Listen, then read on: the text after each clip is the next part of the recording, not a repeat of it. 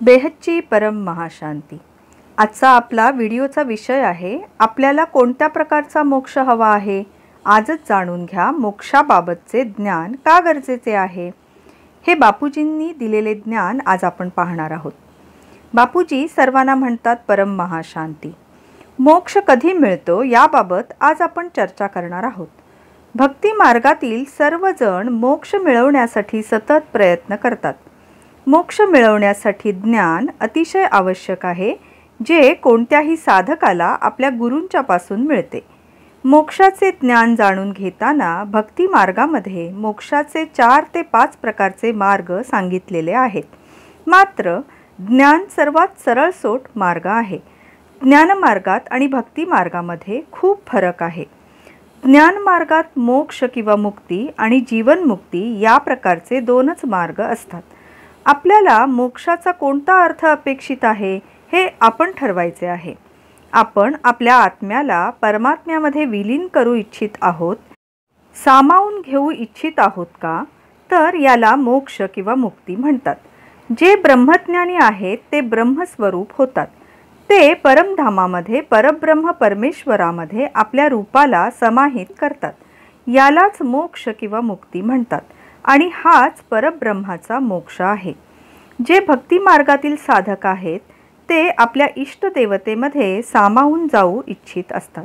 जसे भगवान विष्णूंचे साधक त्यांची खूप खूप भक्ती, पूजा किंवा नामस्मरण करतात, जेणेकरून ते नष्टोमोहा होतात आणि त्यांच्या तनामनात केवळ विष्णू भरून राहतात।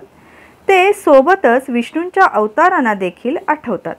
त्यामुळे त्यांची अवस्था मीरे समान, नरसिंह मेहता समान होऊन जाते। अंतसमयी त्यांचा आत्मा विष्णूंच्या मध्ये किंवा मंदिरात त्यांच्या मूर्तीमध्ये सामावून जातो। याला पण मोक्षच म्हणतात। मोक्ष मिळाल्यानंतर आत्मे वेगवेगळ्या जागी जातात।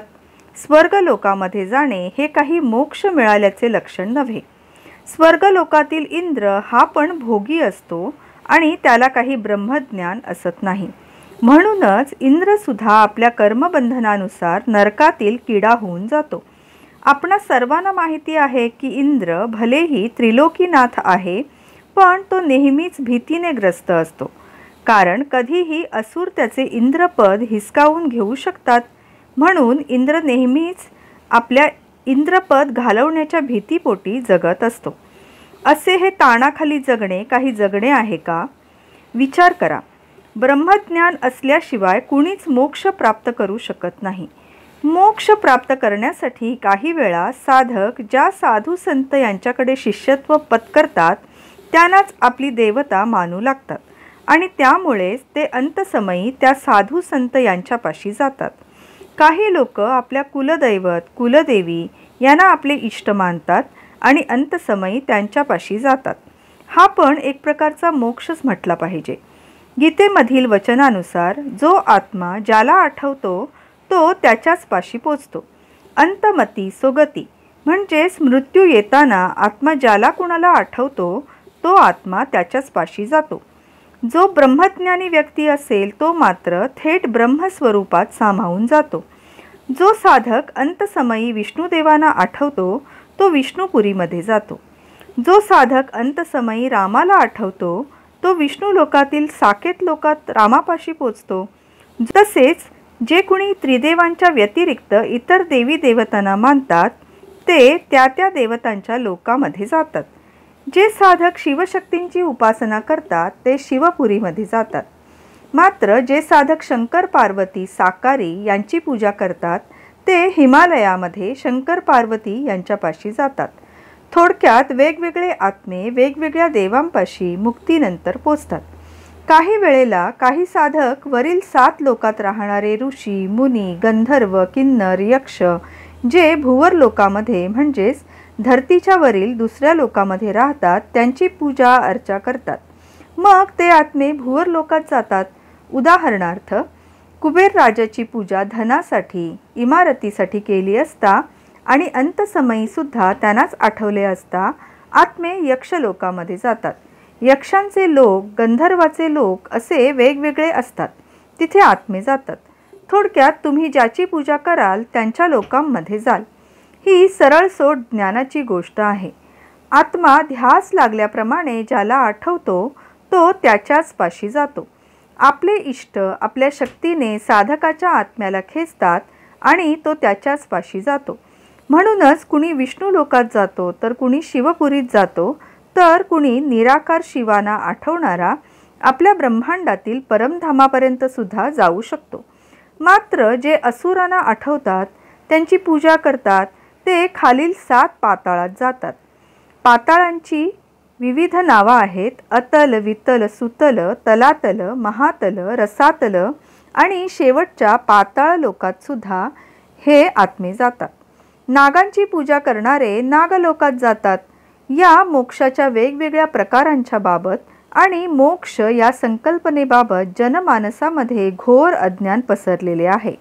लोकांना वाटते की स्वर्गलोकात जायचे म्हणजेच मोक्ष असेल, पण स्वर्गलोकात आत्मा अगदी थोड्याच काळासाठी सुख उपभोगता यावे यासाठी जातो। धर्तीवर 1 वर्ष झाले असता स्वर्गलोकामध्ये 1 दिवस संपतो। जर अधिक सत्कर्म केले असेल तर फार तर 10 दिवस स्वर्गलोकामध्ये आपण राहू शकतो। पण स्वर्गलोकात जर फक्त भोग विलास उपभोग केला आणि तिथे राहून पुरुषार्थ काहीच केला नाही, तर त्यानंतर मात्र घोर नरकलोकात आत्म्यांना जावे लागते।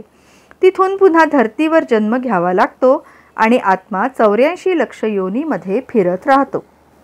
काही वेळेस जे ब्रह्मज्ञानी आपल्या ब्रह्मांडात दुसऱ्या ब्रह्मांडातून गॅलेक्सीमधून आलेले आहेत, ते पुन्हा आपल्या मूळ धामात जातात।